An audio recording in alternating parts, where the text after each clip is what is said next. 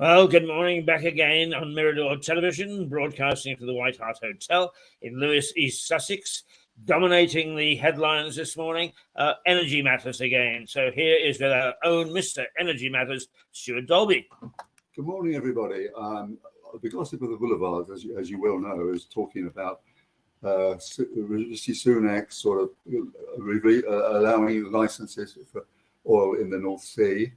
But really, the bit that interests me is there's an extensive plan of carbon capture and storage.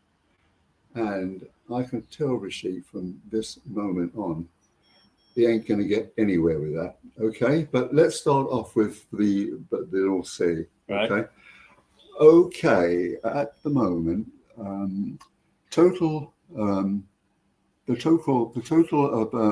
amount of oil is about 3.3 billion barrels, and this is expected to give us 120,000 barrels a day to 200,000 barrels a day. Well, that is not a lot of oil when you go back to the 70s, when there were something like triple what amount of oil was, and so forth and so on. And therefore, I think that, the fossil fuel things is a bit of a minor issue in all this. And secondly, on energy matters, when all these people were protesting about fossil fuels and so forth and so on, I've said, and you know it, over the years, there has not been enough investment. Yes, modern technology, you see, it follows us wherever we go. Yeah. Right. So where was I? Over the years, you say?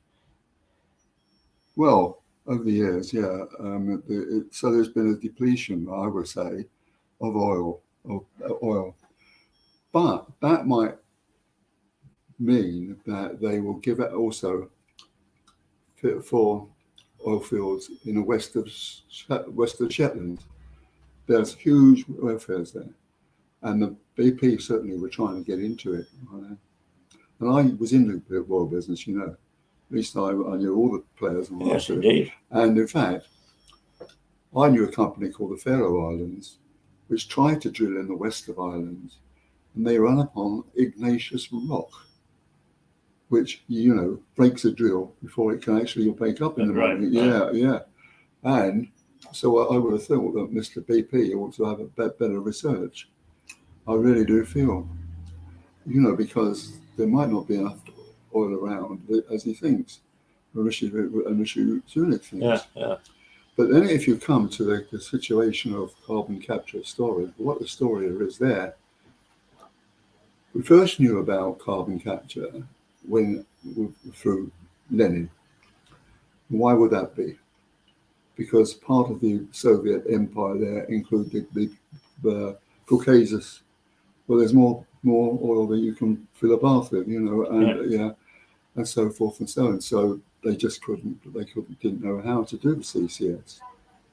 And then if you fast forward to today, and with the help of with the help of Google, listen what it says. Carbon capture and storage. It's energy intensive. It's essentially requires building a new power plant to run the system, creating another source of air and carbon pollution. That underlines the whole goal of capturing carbon. In the first place, carbon capture and supply is a mirage. Right. Yeah. Oh, Mr. Gender has got it wrong. And But so no, actually, there's another thing though. Back in the day, when there was a coalition, right? Yeah. Chris Hume, a friend of mine, now a very disgraced politician, he when he was the Green cabinet member, or whatever it was, he said, what did, he said that he offered a £1 billion prize for anybody who can discover the key to carbon capture and storage. Nothing happened. Nobody could claim it. Well, nobody can know how to do it. Yeah. So I think Mr. Rishi Sunak and all these advocates of this are really, really on thin ice because, Yes. First of all, as we said, I saw the Tory minister rattling on about this, and he said we've got wind farms as well. They're huge wind farms, and I kept saying it's a bit late in the bloody day. I've been telling you about this, and it's true. Yeah. There is a huge wind farm off northeast of it, but it's just the way that people go about these things, and I think he'll come unstuck with these policies. Yeah. Now, look, at the end of the day, renewable energy has got to be it, definitely. Whether a bit of coal comes along and so forth. What happened with coal? All of a sudden, right? It was going to be abolished by 2022, right? Right. In June 2020, okay, there was no wind in June, okay? And so Boris went to the nearest track station, which is coal. So he actually went and broke his own thing about we got renewable energy. No, coal energy we've got. It's very, very interesting. As you know, I've been writing about these things for such a long time. And I know Boris as well. Don't tell me, Stuart. The Daily Star, which is our favourite newspaper, because 9 times out of 10, when the Earth is coming to an end, it talks about little green men in space. But this morning, it shows a helicopter with Rishi Sunak leaning out of the window, and it says the rest of us go by train to get to places. He goes by helicopter. Now, so it's a bit of tongue in cheek, but this whole change in direction, back to fossil fuels. What's the political fallout going to be like on that? Well, I just think it's very bad. People are actually very, very aware, or think they're aware, of fossil fuels and all the rest of it. It kills people. It does this. It does that. I don't know why. They've got to come to terms with the fact that they've been late in terms of renewable energy, and therefore they should step up the money. This is why happened to Keir Starmer, didn't it? Yeah. And Ulex and all that kind of thing. So there has to be more. Well, he was going to have a green economy, wasn't he? Until somebody canned that. They prefer to have the nurses than the pay. Yeah. So I think that the whole fossil fuels thing is got to be seen off, really. Now we quite often get up our own backsides in this country, and I'm sure other countries do too. What's happening here and so on, and we forget to put it into context of what's happening in other countries. Where are other countries on zero carbon? Are they ahead of us? Are they behind us? Do they not care? Do they not say what they're doing? I don't know what anyone is behind us. Not behind.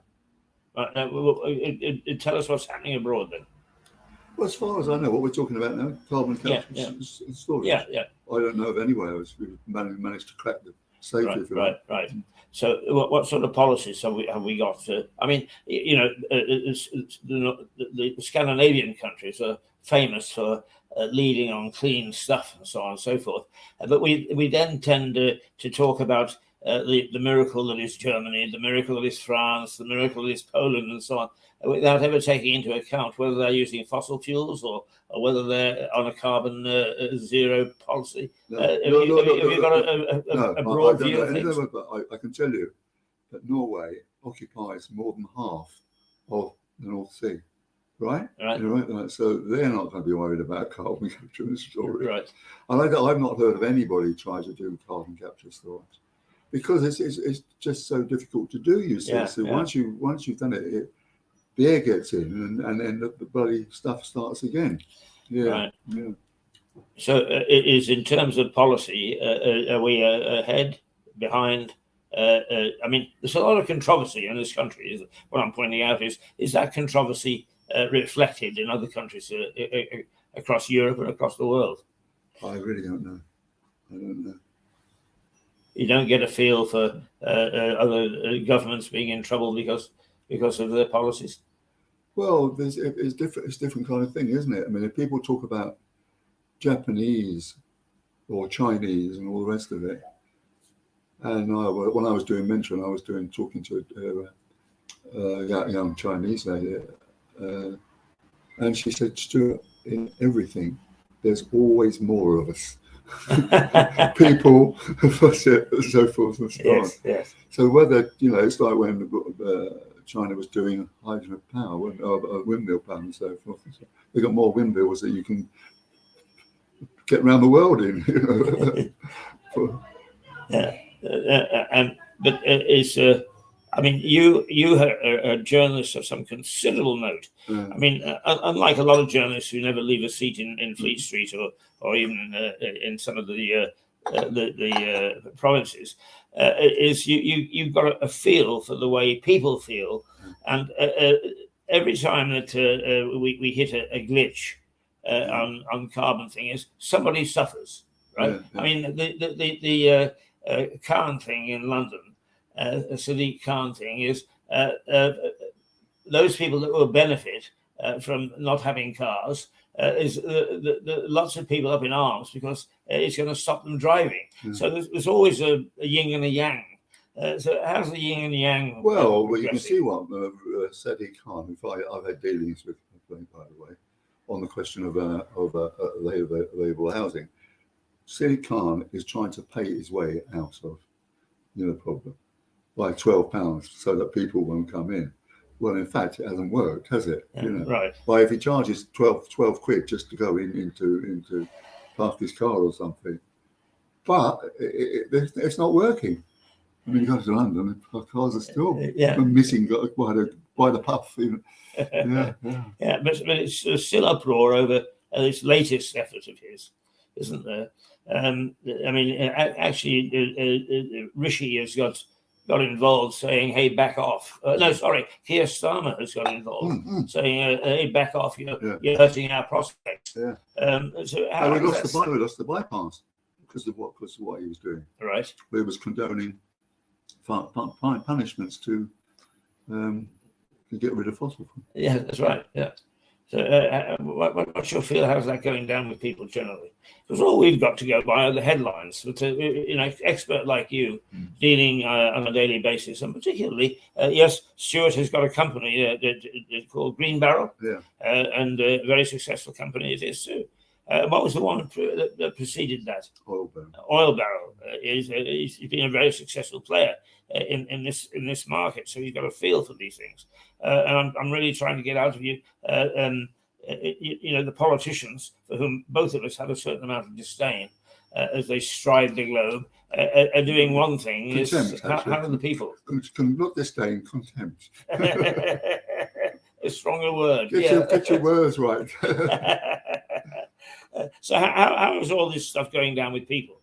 We know how it's going down with the political parties, because you can talk to anybody who is a dyed-in-the-wool Liberal or dyed-in-the-wool Labour, and they'll all say, "Oh yeah, no, this is absolutely wonderful." That doesn't tell us anything because they're all supporting the party as opposed to supporting what's in reality. What's your version of reality? Well, I'm not quite sure what you mean. Well, I mean, it's how people really feeling, not those people who've got a vested interest. Well, people they feel what they feel. I mean, when we've sat here and talked about the profiteering of the energy companies, right? And people there say, "Yeah, well, I know all about that because it's smart, and so forth and so on."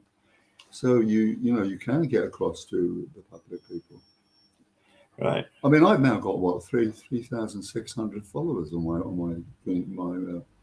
LinkedIn. Right. And I just, that's a lot of people listening to you. Yeah. Reading me.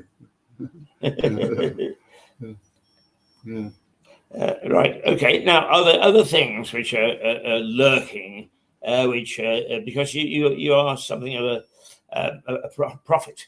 They say a prophet is without honor in his own country, but you are something of a prophet when it comes to energy matters. Are there things lurking which you're aware of that are going to burst on the scene and take us all by surprise, except you? I was ahead of the game on energy matters, and I told you why.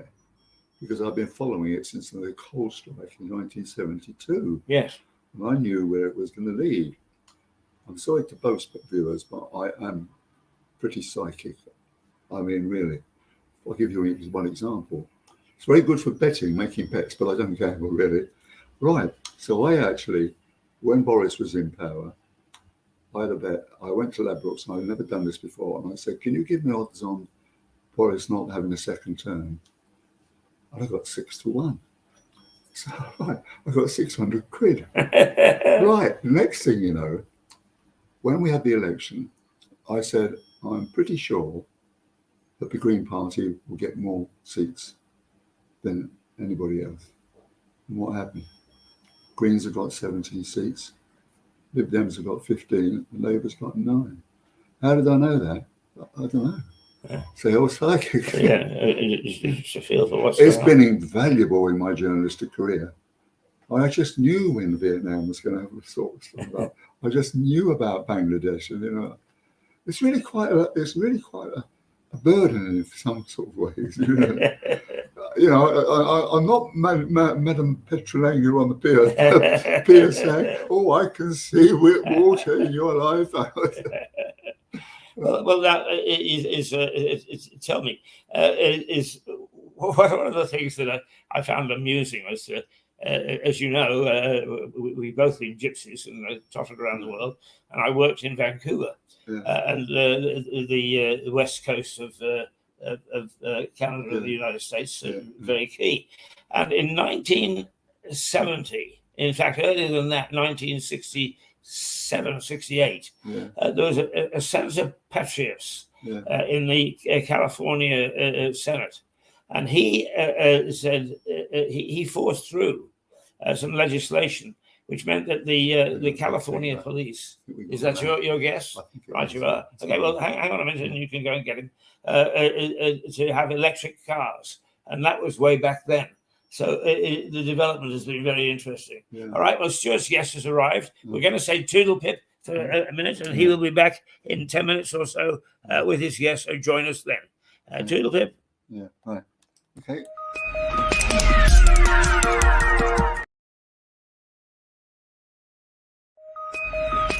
No, we don't.